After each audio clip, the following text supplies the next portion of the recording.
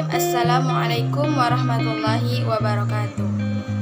Yang terhormat Bapak Dr. Doni Putra LC.M.Hum selaku dosen pengampu mata kuliah Sejarah Pendidikan Islam. Kami dari kelompok 12 atas nama Radia dan Ramalia Asra akan menjelaskan mengenai pendidikan Islam di Indonesia. Nah, yang pertama kita akan membahas tentang masuknya Islam ke Indonesia.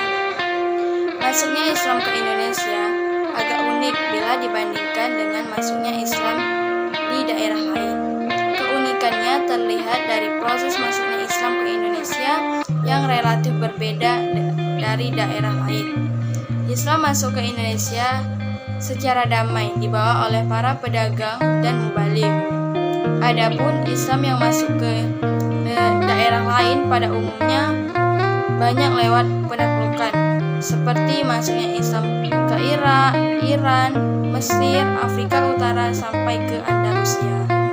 Ada beberapa teori tentang masuknya Islam ke Indonesia, diantaranya yang pertama teori India. Teori Islam berasal dari India ini dapat dipahami bahwa para pedagang yang berasal dari Arab berhenti di India. India sebagai jalur perdagangan yang menghubungkan Arab dan Nusantara merupakan jalur yang logis dilalui sebagai lintasan perdagangan. Orang Arab di India melakukan pengislaman hingga akhirnya Islam menjadi kuat di India. Dan orang-orang India yang telah diislamkan oleh orang-orang Arab inilah yang kemudian datang ke Nusantara untuk berdagang dan menyebarkan misi atau dakwah Islam di Indonesia. Yang kedua, teori Bengal. Menurut seorang sarjana Belanda, ia berkesimpulan bahwa tempat asal Islam di Nusantara adalah Gujarat. Ia mendasarkan kesimpulan ini setelah mengamati bentuk batu nisan di Pasai, kawasan utara Sumatera, khususnya yang bertanggal 17 Zulhijjah 831 Hijriah atau 27 September 1428 Masehi. Batu nisan yang kelihatannya mirip dengan batu nisan lain yang ditemukan di makam Maulana Malik Ibrahim di Gresik, Jawa Timur, ternyata sama bentuknya dengan batu nisan yang terdapat di Cambai, Gujarat. Yang ketiga, teori Arab. Arnold berpendapat bahwa para pedagang Arab juga menyebarkan Islam ketika mereka dominan dalam perdagangan Barat Timur sejak abad-abad awal Hijriah atau abad ke-7 dan ke-8 Masehi. Selain Arnold, teori bahwa Islam juga dibawa langsung dari Arab dipegang pula oleh Crawford, walaupun ia menyarankan bahwa interaksi penduduk Nusantara dengan kaum Muslim yang berasal dari pantai timur India juga merupakan faktor yang penting dalam penyebaran Islam di Nusantara. Yang keempat, teori Persia. Pembangun teori Persia ini adalah P.A. Hussein Jajadiningrat. Fokus pandangan teori ini tentang masuknya Islam ke Nusantara lebih menitik beratkan tinjauannya kepada kebudayaan yang hidup di kalangan masyarakat Islam Indonesia yang dirasakan mempunyai persamaan dengan Persia. Misalnya seperti peringatan 10 Muharram sebagai hari peringatan Syiah atau kematian syahidnya Husain. Adanya kesamaan ajaran antara ajaran Syekh Siti Jenar dengan ajaran Sufi Iran al-Hallaj, dan pengakuan umat Islam di Indonesia terhadap mazhab Syafi'i sebagai mazhab paling utama di daerah Malabar. Yang kelima, teori Cina. Teori ini berpandangan bahwa Islam datang ke Nusantara dari Cina. Teori ini dikemukakan oleh Immanuel Godinho de Herrera, seorang sains Spanyol. Ia berpendapat bahwa Islam dibawa dari Cina karena pada abad ke-7 Masehi terdapat perkampungan Cina atau Tasi di Nusantara. Tasi adalah sebutan untuk orang Arab dan Persia yang ketika itu jelas sudah menjadi Muslim. Jadi dapat disimpulkan bahwa proses masuknya Islam ke Indonesia sekitar abad ke-1 Hijriah atau 7 Masehi. Hal ini dikarenakan adanya bukti yang menunjukkan bahwa telah terjadi kontak dagang antara penduduk Indonesia dengan para pedagang saudagar Arab. Pembahasan yang kedua yaitu pendidikan Islam di bawah naungan kerajaan-kerajaan Islam pada masa awal masuknya Islam ke Indonesia. Yang pertama, pendidikan pada zaman kerajaan Islam di Sumatera, yaitu ada pendidikan Islam di Minangkabau. Pendidikan Islam di Minangkabau mengalami perkembangan yang pesat karena banyaknya buku-buku pelajaran agama Islam yang masuk ke sana. Adapun susunan materi pendidikan Islam di Minangkabau antara lain, yang pertama, belajar huruf hijaiyah seperti halnya di Aceh. Yang kedua, pengajian kitab yang terbagi dari 3 tingkatan, yaitu Nahwu, Shoroh, Fikih, Tauhid, serta Tafsir. Yang ketiga, pengajian ilmu tasawuf, mantik, dan balaghah. Yang kedua, pendidikan Islam di Jambi. Jambi adalah salah satu daerah yang berpegang teguh pada ajaran agama Islam. Hal ini dibuktikan dengan banyaknya pesantren atau madrasah di Jambi, seperti pesantren Madrasah Nurul Iman di Jambi, Madrasah Sa'adatud Darain, Madrasah Nurul Islam, Madrasah Jauharain, Madrasah As'ad. Yang ketiga, pendidikan Islam di Aceh. Sejak masuknya Islam ke Aceh sekitar tahun 1290 Masehi, pendidikan Islam lahir dan tumbuh dengan suburnya, terutama dengan berdirinya kerajaan Islam di Pasai. Pesantren-pesantren pun dibangun dengan bantuan pihak pemerintah Islam pada waktu itu.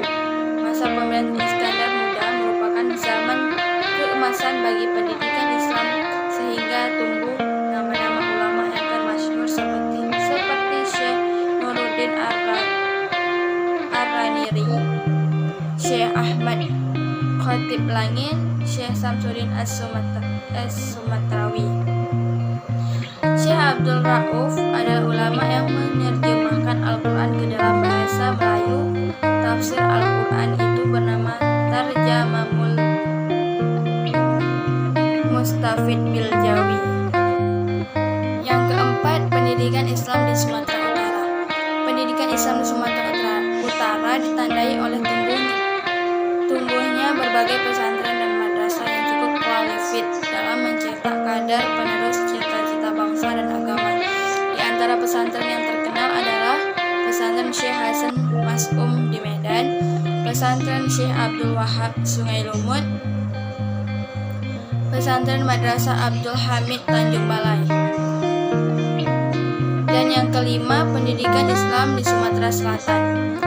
Memasuki tahun 1930-an, muncul berbagai lembaga pendidikan Islam di beberapa wilayah di Karesidenan Palembang, terutama Palembang, antara lain Madrasah Al-Ihsan. Yang kedua, Madrasah Arabiyah 13 Ulu. Yang selanjutnya Madrasah Nurul Falah dan Madrasah Muhammadiyah. Selanjutnya kita masuk kepada pendidikan pada zaman kerajaan Islam di Jawa. Kerajaan Islam di Jawa meliputi Kerajaan Demak, Pajang, Mataram, Cirebon, dan Banten. Pendidikan Islam yang berlangsung di Kerajaan Demak, Pajang, dan Mataram beriringan dengan kegiatan dakwah Islam yang dilakukan para ulama dan para wali. Raden Hatta, Raja pertama Kerajaan Demak, adalah santri perguruan Islam Denta. Selanjutnya, pendidikan Islam pada zaman kerajaan Islam di Kalimantan. Islam pertama kali masuk di Kalimantan adalah di daerah utara, tepatnya di daerah Brunei, sekitar pada tahun 1500 Masehi. Setelah Raja Brunei memeluk Islam, maka Brunei menjadi pusat penyiaran agama Islam sehingga Islam sampai ke Filipina. Di antara madrasah-madrasah yang ada di Kalimantan seperti Madrasah Perguruan Islam As-Sultaniyah, terus Al-Raudatul Islamiyah yang berlokasi di Pontianak, ada juga Sekolah Menengah Islam Pertama dan Normal Islam Amuntai. Selanjutnya, pendidikan Islam pada zaman kerajaan di Sulawesi. Islam pertama masuk ke Sulawesi atas jasa Datuk Ribandang, Datuk Patimang, dan Datuk Ritiro. Namun yang paling besar perannya adalah Datuk Ribandang. Beliau mengadakan hubungan dengan Raja Goa sehingga akhirnya Raja Goa memeluk Islam sekitar tahun 1600 Masehi dan mengubah namanya menjadi Sultan Alauddin Awwalul Islam. Pendidikan Islam di Sulawesi pada awalnya merupakan pesantren atau surau. Perkembangan pendidikan Islam masih mulai pesat sejak adanya alim ulama Bugis yang datang dari tanah suci Mekah. Sebelum kedatangan mereka, pendidikan Islam dipelopori oleh ulama-ulama tua. Di antaranya yang termasyhur adalah Syekh Yusuf Tanjul Khalwati di Goa. Adapun madrasah-madrasah yang ada di Sulawesi yaitu Madrasah Amiriyah Islamiyah di Bone, Madrasah Wajo Tarbiyah Islamiyah di Bugis, Madrasah Al-Khairat di Palu. Selanjutnya, pendidikan Islam pada zaman kerajaan Islam di Papua. Islamisasi di Papua, khususnya di Fa'fa, dikembangkan oleh pedagang-pedagang Bugis melalui Banda dan Seram Timur oleh seorang pedagang dari Arab bernama Hawaten At-Tamimi yang telah lama menetap di Ambon. Proses pengislamannya dilakukan dengan cara khitanan. Islam di Papua berasal dari Bacan. Pada masa pemerintahan Sultan Muhammad Al-Bakir, Kesultanan Bacan mencanangkan syiar Islam ke seluruh penjuru negeri seperti Sulawesi, Filipina, Kalimantan, Nusa Tenggara, Jawa, dan Papua. Pembahasan yang keempat ialah masjid dan mushola sebagai pusat pendidikan Islam pada masa permulaan sampai sekarang di Indonesia. Selain dari fungsi utama masjid dan mushola digunakan untuk tempat pendidikan bagi orang dewasa maupun anak-anak, pengajian yang dilakukan untuk orang dewasa adalah penyampaian ajaran Islam oleh para mubalik kepada para jamaah dalam bidang yang berkenaan dengan akidah, ibadah, dan akhlak. Sedangkan pengajian yang dilaksanakan untuk anak-anak berpusat kepada pengajian Al-Quran, menitik beratkan kepada kemampuan membacanya dengan baik dan benar sesuai kaidah-kaidah bacaannya. Selain itu, anak-anak juga diberikan ilmu keimanan yang bertumpu kepada rukun iman yang 6. Ilmu ibadah yaitu tata cara sholat dan akhlak, yaitu bertingkah laku yang mulia dalam kehidupan sehari-hari. Memang masjid atau mushola merupakan institusi pendidikan yang pertama dibentuk dalam lingkungan masyarakat Muslim dari dulu hingga sekarang. Pembahasan selanjutnya akan disampaikan oleh rekan saya yaitu Ramali Asra. Saya Ramali Asra akan menjelaskan materi tentang pesantren sebagai akar pendidikan Islam di Indonesia.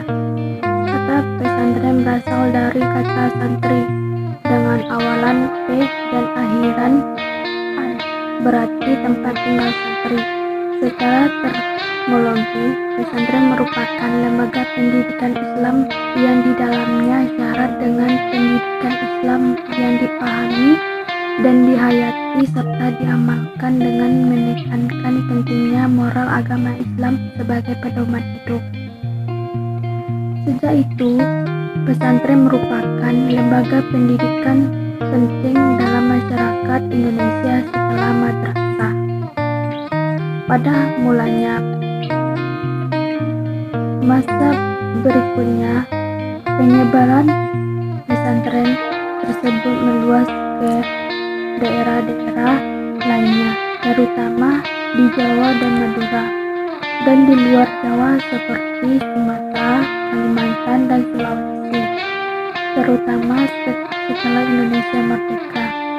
Inti dari pesantren itu adalah ilmu agama dan sikap beragama, karena mata pelajaran yang diajarkan semata-mata pelajaran agama Islam.